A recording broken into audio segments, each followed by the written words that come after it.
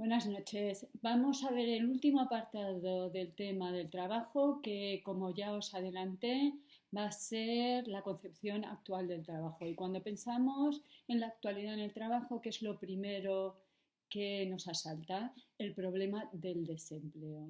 Sobre todo si uno vive en un país como España, donde el porcentaje de parados siempre es muy alto.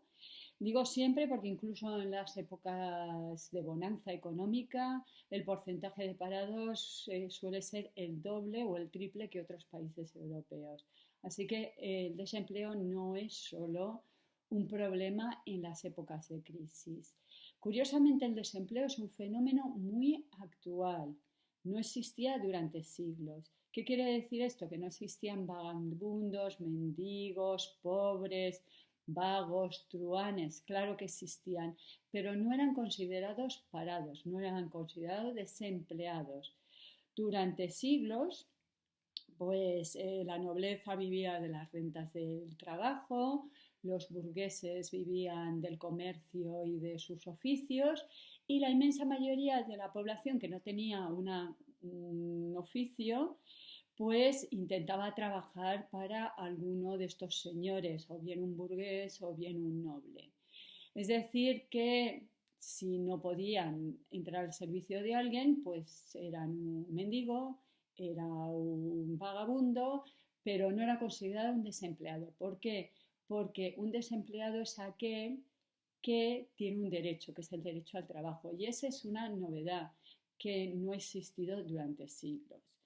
Durante la segunda mitad del siglo XIX, como ya hemos visto, masas ingentes van a dejar los pueblos para trasladarse a las ciudades y se debe a la industrialización. Entonces, todas esas personas van a formar parte del mercado del trabajo y para que justamente los salarios no subieran mucho, se cambió la legislación y se acabó con las instituciones caritativas que ayudaban a esos mendigos, vagos, truanes. Va a ser en la Primera Guerra Mundial porque se moviliza a masas de jóvenes que se va a conseguir por primera vez el pleno empleo. Gracias a ese pleno empleo, pues entonces los obreros van a sentirse que es el momento de hacer reivindicaciones, pues por ejemplo, reducir las horas de trabajo, aumentar los salarios, las mujeres accederán al empleo, cuidado, que eso es muy típico, me decís, las mujeres no trabajaban, claro que trabajaban, pero ahora tendrán un salario, no trabajarán en los campos, no trabajarán solo en los campos, sino que trabajarán en una fábrica y tendrán un salario. Va a ser con la Constitución de Weimar que se considera un derecho. La Constitución de Weimar es de 1919. A ver, no es la primera, ya se había considerado un derecho en la Revolución Francesa de 1848, pero esta Revolución Francesa que va a instalar la Segunda República Francesa va a ser muy breve, no se mantendrá. Y entonces, con la Constitución de Weimar es cuando aparece el desempleado. El desempleado es aquel que tiene un derecho al trabajo, como el Estado no es capaz de aportarle ese trabajo, el Estado se responsabiliza y por eso le tiene que dar un subsidio, ¿de acuerdo?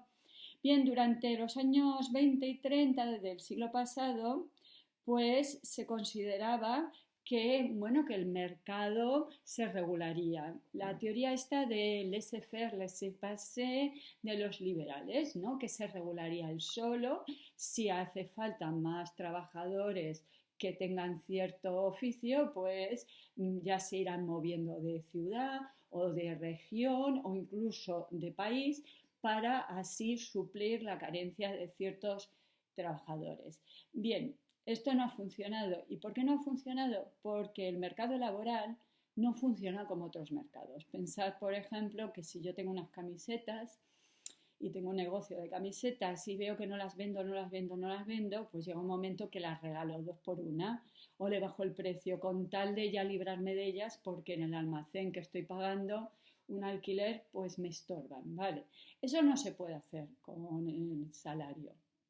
No puedo bajarlo, bajarlo, bajarlo.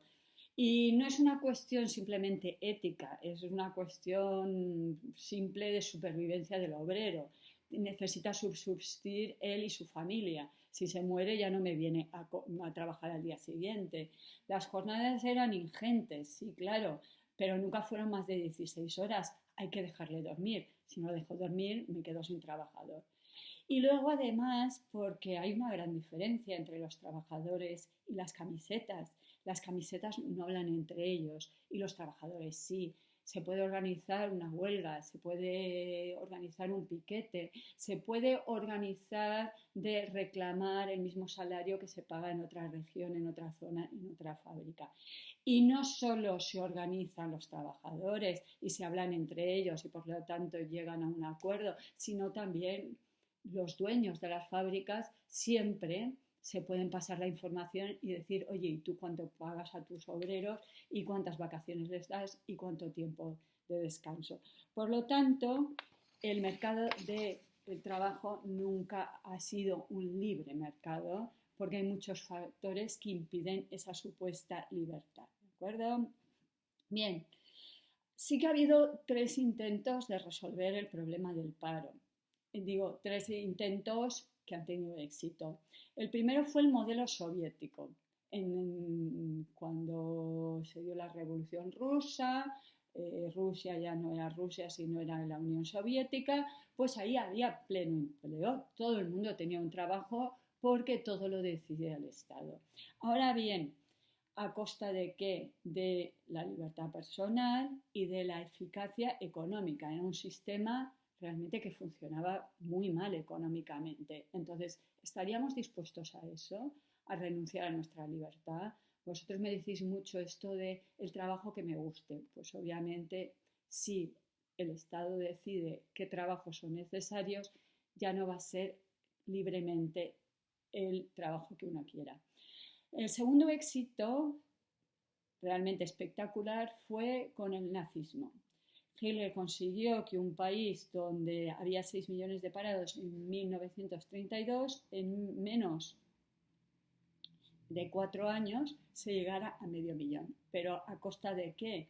A costa de las fábricas, de la militarización, de convertir un país en una fortaleza militar. Y a continuación fue cuando se empezó la Segunda Guerra Mundial y en 12 años arrasó Europa, porque obviamente todo eso que había producido, tanques, fusiles, ametralladores, era obviamente para algo, no para que se quedaran en las fábricas. Vamos con la tercera propuesta, fue de un señor que se llama Keynes, que es un economista muy famoso. Nace en 1883, muere en 1946, para que le deis un poquito, les situéis un poco. Los que estudiáis economía, pues a lo mejor os suena. Y este señor, pues consideraba que en vez de lo típico del liberal, que es vamos a ahorrar, el equilibrio, al contrario, consideraba que el Estado debía invertir y que gracias a esas inversiones, pues justamente se anima la economía. Si yo invierto, por ejemplo, en construir carreteras o yo invierto, por ejemplo, en promover películas, pues hay más gente que trabaja y como hay más gente que trabaja, esa gente consume más, se puede a lo mejor comprar una nevera, un coche, se puede ir de vacaciones y gracias a que yo estoy animando la economía, pues entonces eh, todo el mundo vive mejor porque la economía funciona mejor. Este es el sistema que ha sido un éxito en los países socialdemócratas hasta después de la Segunda Guerra Mundial y funciona bastante bien. Luego vino la crisis del petróleo a principios de los años 70 y la cosa pues ya no funciona. ¿Y por qué no funciona? Pensadlo. Ahora que estamos en una crisis, si el gobierno invierte, entonces, dado que invierte, por ejemplo, vamos a hacer un plan de construir vivienda social para que haya más vivienda porque hay gente que no tiene vivienda. O vamos a construir guarderías porque no hay guarderías y contratar maestros que trabajen en esas guarderías. Si el gobierno hiciera un plan de vamos a hacer más hospitales, formar a más médicos, formar a más enfermeras, contratar a más por si acaso viene otra pandemia, ¿vale? Entonces, ¿funcionaría mejor la economía? No. A ver, cuando Keynes planteó esta cuestión, la economía no era tan internacional. Ahora, cuando la gente tiene un poquito más de dinero, se lo gasta en la tienda de al lado o lo que hace es comprarse unas zapatillas que han sido fabricadas en Asia. Por lo tanto, al final no estamos contribuyendo a la propia economía, sino que la gente invierte en otras economías, con lo cual lo que invierte el Estado no revierte en el país, sino que acabará yéndose a otros países. Por eso ya no funciona. Me estoy basando en un artículo de Sotelo, que es un sociólogo, y este señor acaba su articulillo diciendo que a lo mejor el problema del paro no es que no tenga solución, es que a lo mejor no es interesante resolverlo. ¿Qué pasa en una situación de muchísimo paro? ¿Qué pasa en España con un paro tan elevado que los trabajadores solo tienen una preocupación y es mantener el puesto de trabajo? En sociedades donde hay menos paro, los trabajadores pueden empezar a hacer otro tipo de reivindicaciones, mejores salarios, mejores condiciones de trabajo. En los Países Bajos, donde vive mi familia, los trabajadores negocian y deciden si ahora quieren trabajar 5 días a la semana, o 4 o 3. No conozco a nadie en España que pueda hacer ese tipo de negociación y en cambio ahí sí que lo hacen. Pues a lo mejor ahora que tengo un hijo no me conviene trabajar 5 días a la semana. Mejor trabajo 4 y así hay un día a la semana que puedo yo llevarlo.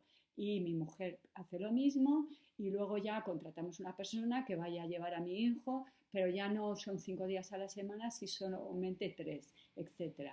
Entonces, ¿por qué pueden negociar? Porque los salarios son altos, porque claro, si yo gano una miseria, no voy a renunciar a una parte de mi salario y porque saben perfectamente que no tienen ningún problema en encontrar un segundo trabajo. Hace un par de años me pareció curioso porque todos mis primos estaban cambiando de trabajo y todos ellos en los Países Bajos no era porque hubieran estado mal, les pagaban mal, sino por las ganas de cambiar, porque ya llevaban 20 años en su trabajo y querían, bueno, pues descubrir otros mundos, tener otros retos, otro ambiente, otra cosa. No conozco a nadie en España que diga eso. Voy a cambiar de trabajo porque ya este trabajo llevo 20 años y entonces ahora ya necesito aires nuevos. Pues no. Entonces, porque en España la gente teme perder el trabajo y si tienes un trabajo no te planteas cambiar de trabajo, sino al revés, mantener el trabajo. ¿De acuerdo? Y este sociólogo también dice que, bueno, que en países como España también hay una economía sumergida, es decir, que hay gente trabajando, aunque no sea oficialmente, que cumple muchos servicios muy importantes y que normalmente es el trabajo que hacen los inmigrantes, que como no tienen los papeles en regla, se ven abocados a este tipo de trabajo y que es un trabajo no legal, pero es una forma de que funcione la economía, aunque sea en el mercado negro sumergido. ¿De acuerdo? Bueno, pues ya hemos acabado con el trabajo y el próximo día empezamos con un nuevo tema. Hasta luego.